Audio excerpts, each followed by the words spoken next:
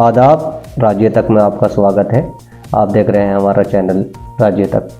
आज बात करते हैं बिजनौर लोकसभा क्षेत्र के इतिहास की।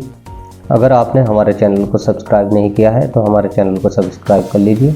महात्मा विदुर की धरती के नाम से जाने जाना वाला शहर बिजनौर गंगा के किनारे बसा हुआ एक शहर है।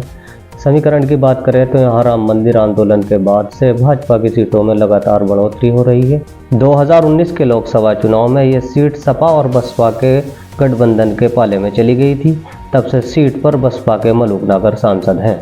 हालांकि मलूक नागर बिजनौर के लिए अच्छे सांसद साबित नहीं हुए और बीच बीच में इनकी गुमशुदगी के पोस्टर भी जनता को देखने के लिए मिलते रहे। मोदी लहर के दौरान 2014 में इस सीट पर भाजपा ने फूल खिलाया था। भाजपा अब तक इस सीट पर 3 बार कब्जा जमा चुकी है। हालांकि इस सीट पर कांग्रेस ने लंबे समय तक राज किया है। बिजनौर लोकसभा क्षेत्र में मेरठ और मुजफ्फरनगर दोनों जिलों का भी एक बड़ा हिस्सा आता है। बिजनौर लोकसभा में बिजनौर, चांदपुर, हस्तिनापुर, पुरकाजी, मीरापुर ये 5 विधानसभा सीटें आती हैं। बिजनौर ज़िले की इस लोकसभा में 3 जिलों की विधानसभा शामिल है। इस लोकसभा में बिजनौर की 2 सीट, चांदपुर और बिजनौर सदर सीट, मुजफ्फरनगर की 2 सीट, पुरकाजी और मीरापुर, मेरठ ज़िले की 1 सीट, हस्तिनापुर, ये 5 विधानसभा सीटें शामिल हैं। 2022 के विधानसभा चुनाव में इनमें से 4 सीटों पर सपा लोकदल के गठबंधन का कब्जा है। बिजनौर की इस लोकसभा सीट पर बड़े बड़े धुरंधरों ने अपनी किस्मत आजमाई है। बड़े नामों में पूर्व केंद्रीय मंत्री रामविलास पासवान, पूर्व लोकसभा अध्यक्ष मीरा कुमार और बसपा प्रमुख मायावती तक इस सीट पर अपनी किस्मत आजमाकर पहली बार संसद पहुंचे थे। 2014 के लोकसभा चुनाव में बॉलीवुड अभिनेत्री जया प्रदा ने भी यहां से चुनाव लड़ा था। 5 बार इस सीट पर कांग्रेस ने तो 4 बार भाजपा ने कब्जा किया है। राष्ट्रीय लोकदल 2 बार, सपा और बसपा ने एक बार चुनाव जीता है। हालांकि निर्दलियों को ये सीट कभी रास नहीं आई। इस सीट पर 2 उपचुनाव भी हुए थे जिसमें ये सीट कांग्रेस की झोली में जा गिरी। मुस्लिम आबादी तय करती है यहाँ चुनाव में जीत हार के नतीजे। उत्तराखंड से सटे बिजनौर लोकसभा क्षेत्र में हिंदू आबादी अधिक होने के बाद भी यहाँ राजनेताओं का भविष्य मुस्लिम आबादी तय करती है। हर बार के चुनाव में हिंदू वोटरों की अपेक्षा मुस्लिम वोटर बढ़ चढ़कर वोट डालते हैं। हिंदुओं में भी यहाँ दलित आबादी 22% के करीब है। यहाँ जाटों का प्रभाव ज़्यादा है। इनके अलावा चौहान, त्यागी भी बड़ा असर रखते हैं।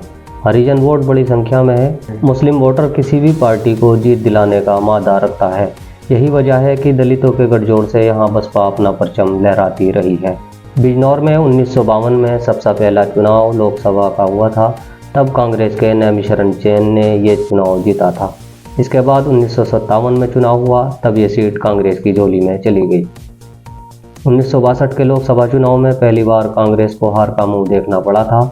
इस समय इस सीट से निर्दलीय प्रकाशवीर शास्त्री ने चुनाव जीत लिया था। इसके बाद 1967 के इलेक्शन में एक बार फिर कांग्रेस ने लोकसभा में वापसी की और भारतीय जनसंघ के एस राम को चुनाव में करारी शिकस्त दी। 1971 में लगी इमरजेंसी का असर इस सीट पर दिखाई नहीं दिया और एक बार फिर ये सीट कांग्रेस की झोली में चली गई। 1974 के चुनाव में कांग्रेस ने ये सीट निर्विरोध जीती। 1977 में बिजनौर लोकसभा सीट पर ऐसा जादू चला कि कांग्रेस हवा हो गई। 1980 में जनता पार्टी सेकुलर के मंगलराम प्रेमी ने इस सीट पर कब्जा जमा लिया।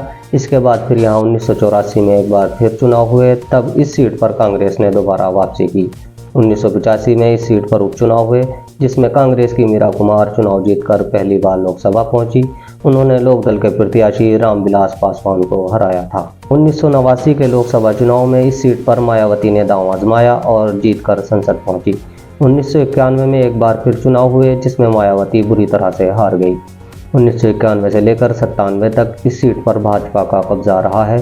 1998 में ये सीट सपा के खाते में चली गई। उस समय सपा पहली बार इस सीट पर चुनाव जीती थी। 1999 के चुनाव में भाजपा ने एक बार फिर वापसी की और सीट पर फूल खिला दिया। 5 साल के बाद 2004 में लोकसभा चुनाव के दौरान इस सीट को रालोद और सपा के गठबंधन ने अपने कब्जे में लिया।